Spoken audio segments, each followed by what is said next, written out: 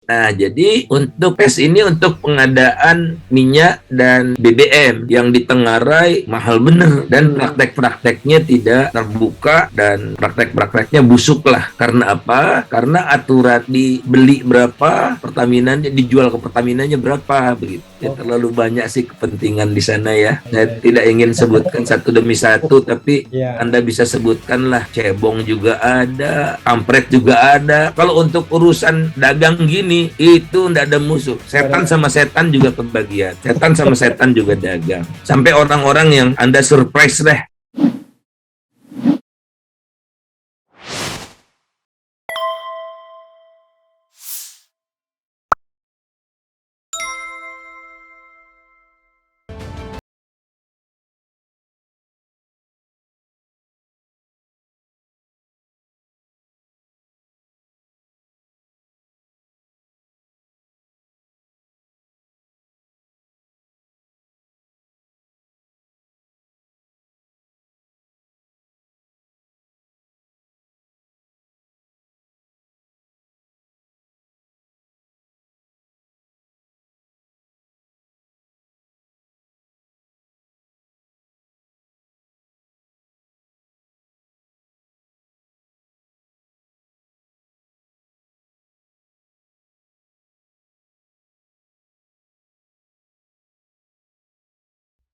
Pertama-tama ini kerja kolektif, orang-orang yang diberikan sepenuhnya kepercayaan kepada saya untuk memilih timnya tanpa intervensi. Jadi saya dapatkan orang-orang terbaik di dalam pemerintahan, dari kampus maupun dari pengamat migas gitu. Tapi pengamat relatif sedikit, kebanyakan orang-orang minyak yang ada di BP Migas atau SKK Migas ya, orang kementerian, orang Pertamina pun gitu ya, orang Pertamina ada. Kemudian akademisinya ada Fahmi Radi sama Ibu Profesor sekarang Rofiko Rohim. Kemudian ada beberapa lagi lah yang saya tidak bisa sebutkan terlalu cepat gitu ya. Nah, jadi kita diberikan otoritas penuh dan saya minta komitmen apa yang kami lapor itu hari itu juga kami laporkan kepada publik. Tidak ada yang ditutup-tutupi, tidak ada yang disunat, baru saya mau. Jadi transparan semua dan dibuka akses kepada siapapun untuk data ya. Pertamina juga sangat kooperatif ya, luar biasa lah. Nah, kemudian apa sih tugas utamanya? Ya, nama timnya itu apa waktu itu? Tim Reformasi Tata Kelola Migas Nasional. Tapi biasanya anti mafia migas gitu ya. Ya, ujung-ujungnya ke situ juga. Kementerian SDM ya? Ya. Oh, ya, oke. Nah, concern kita kan waktu itu, Pak Jokowi juga concern waktu kampanye kan mafia migas, sepak terjang Reza Khalid dan kawan-kawan ya, yang akan dibubarkan oleh Pak Dahlan Iskan waktu dia Menteri BUMN itu, Petral, sebetulnya PES ya, Petral itu bapaknya PES. Oke lah kita sebut Petral saja, tapi sebetulnya PES ya, di Singapura dibubarkan, rame. Pak Dahlan Iskan langsung dipanggil sama presiden gitu, jangan diteruskan ini gitu, presidennya Pak SBY. Kemudian dipanggil lah macam-macam itu ya, akhirnya mereka masih leluasa terus, jangan diotak-atik gitu ya, soal PES ini. Kemudian seolah-olah ada penyelesaian di era Pak SBY itu, diubahlah aturan itu. Aturan itu jadi misalnya si PES ini tidak boleh lagi membeli dari trader, tapi harus beli dari National Oil Company. Membeli dari National Oil Company PES misalnya dari atau perusahaan Indonesia yang di Singapura. Anak perusahaan Pertamina yang maksudnya PES itu anak perusahaan Petral. Oh, anak perusahaan Petral. Petral kan di Hong Kong. Nah, PES dibikin untuk Petral itu anak perusahaan Pertamina. Iya. Oh, jadi Petral itu anak perusahaan Pertamina, lalu Petral punya anak perusahaan yang namanya PES di Singapura. Oke.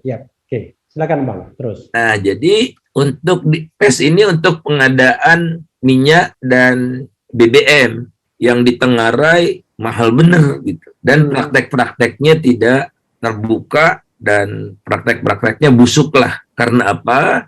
Karena aturan dibeli berapa, Pertaminanya dijual ke Pertaminanya berapa begitu. Karena fee-nya terlalu besar. Nah, saya mendengarai Reza Khalid dan kawan-kawan itu dari data-data ya, itu mendobelkan fee, biasanya $0,5 jadi $1 per barrel, kemudian minta pembayarannya, kontraknya tadinya 3 bulan ke depan, bayar sekarang 6 bulan ke depan. Nah itu untuk pemilu tahun berapa itu? Tahun 2014 ya. Pak Jokowi jadi presiden 2014 ya. Ya 2012-2014 gitu. Saya di rekomendasinya kita minta audit forensik pengadaan minyak 2012-2014. Oke. Nah, itu uang minyak bertebaran tuh di situ kan. Anda tahu sendiri kan, Prabowo Hatta Rajasa waktu itu juga kantor pusatnya kan di rumah Reza Halid, di Polonia itu. Jadi terang-terangan itu memang ya Reza Halid mendukung mereka itu. Nah ini yang bahaya sekali menurut saya. Nah kemudian kita juga ingin reformasi harga, karena tidak ada orang yang tahu menentukan harga minyak itu berapa, tidak ada orang tahu. Bahkan Pak Kwik cerita waktu dia jadi Menko, dia tidak dikasih datanya oleh Pertamina. Ternyata tidak benar gitu ya. Kita minta datanya baik-baik, dikasih, formulanya dikasih, dan formula itulah yang saya umumkan ke publik. Ini loh, hitung harga minyak. Sehingga semua orang tahu Pertamina untungnya berapa, ruginya berapa. Kan bagus ya, itu juga sampai sekarang belum tapi Pak Jokowinya sendiri yang tidak menggunakan formula itu sekarang udah 4 tahun lebih ya. Formula itu tidak digunakan oleh Pak Jokowi untuk membuat harga minyak tidak naik gitu. Dan kita juga memberikan rekomendasi. Ini mohon maaf, Petrol sama PES masih ada sekarang ya?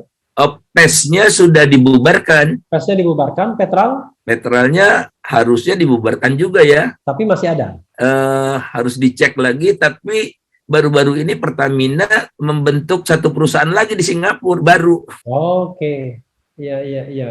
Ya, terlalu banyak sih kepentingan di sana ya. Saya tidak ingin sebutkan satu demi satu, tapi Anda bisa sebutkan lah. Cebong juga ada. Namanya satu lagi? Kampret juga ada. Kalau untuk urusan dagang gini, itu tidak ada musuh. Setan sama setan juga kebagian. Setan sama setan juga dagang. Sampai orang-orang yang Anda surprise deh, gitu ya.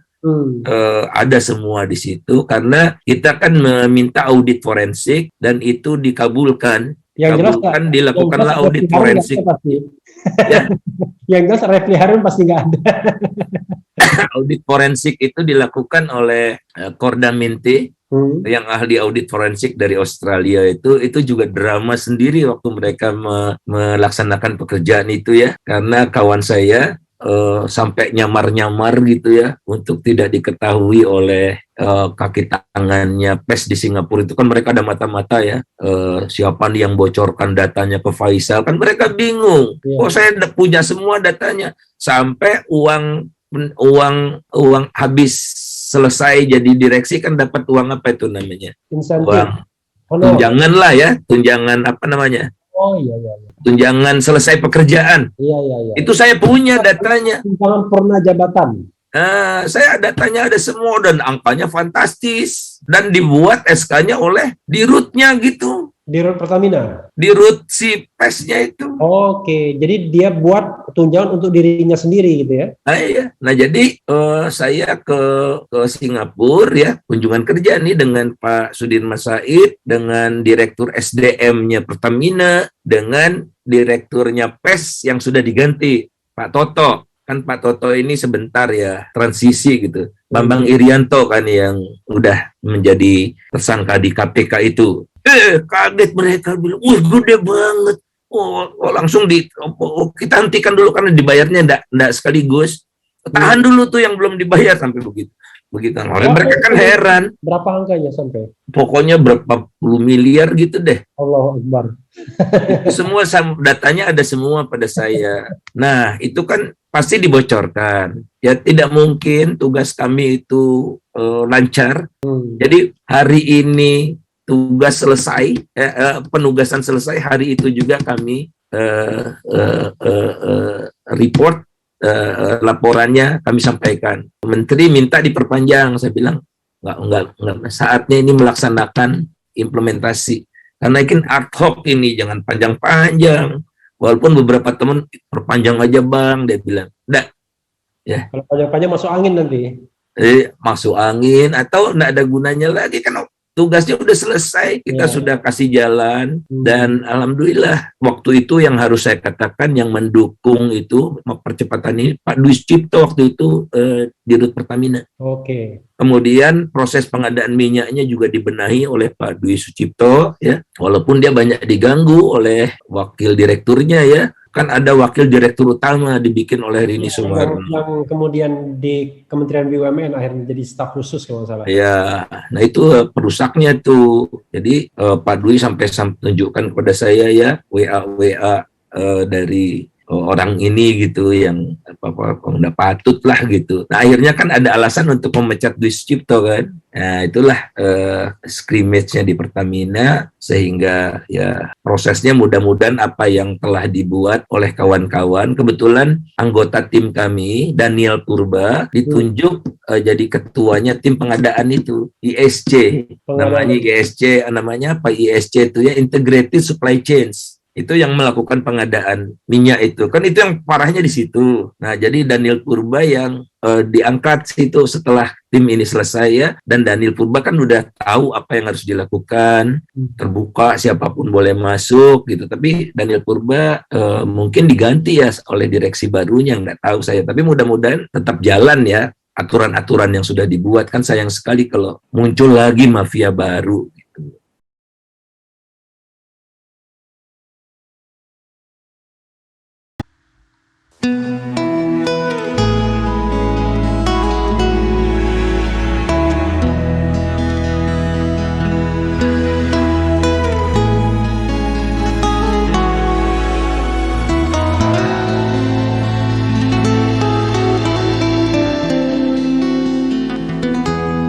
Ketika matahari hanya di atas kepala panas melelehkan, ketika keadilan akan ditegakkan di hari akhir zaman. Padang yang luas tak ada naungan, tapi engkau pemimpin adil.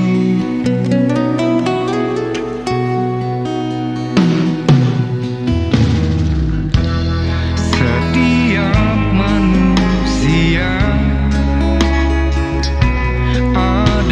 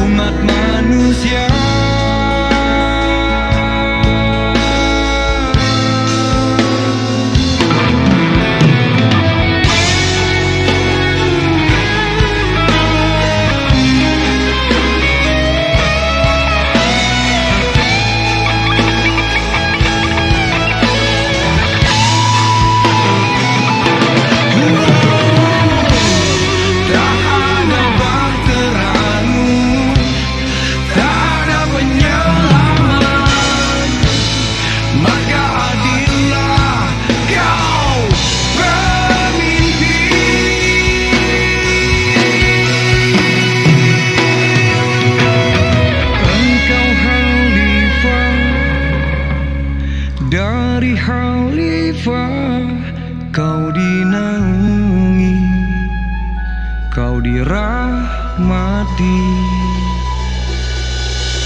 Tapi engkau khalifah, dari khalifah kau dinaungi, kau diselamatkan.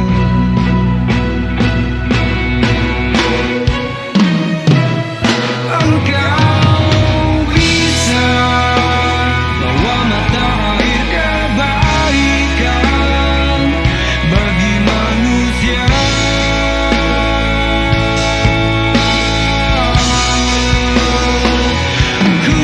Kuasamu juga bisa menenggelamkan umat manusia.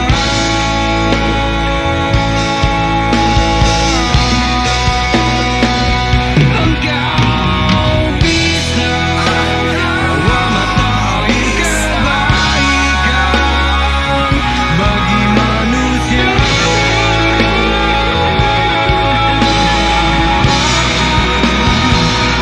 Kuasamu juga bisa menenggelamkan umat manusia.